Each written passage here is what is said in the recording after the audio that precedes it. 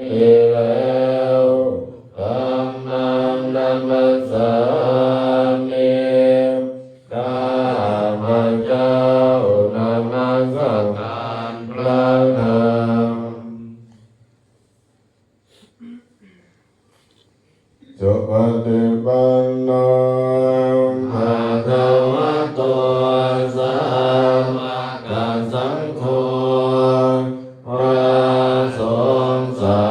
วกของผู้มีพระภาคเจ้าป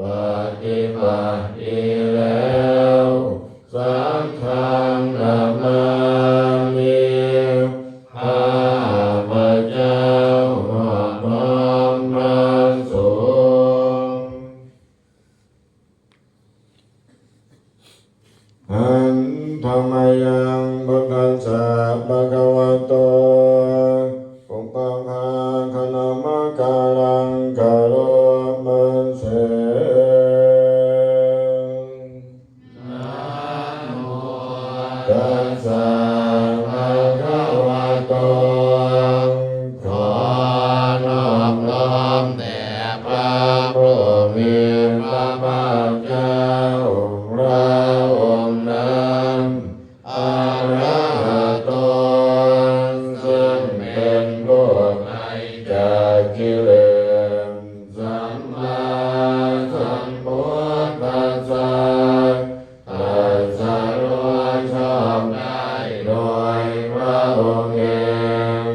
นะโมตัสสะภะคะวะโตขอ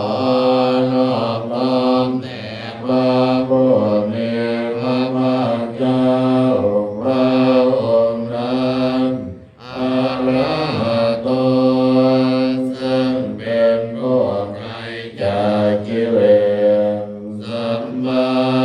สัมพุทธัสสะตรัสรู้ชอบได้โดยพระองค์เองนะโมตัสสะ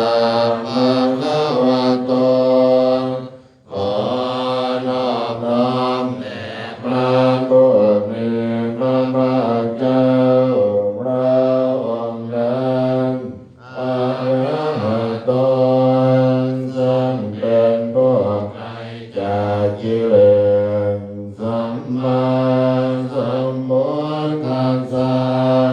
ตรัสรู้ชอบได้โดยพระองค์เองหันธรรมยังพุทธาภิกขุติงกะโลมัสเส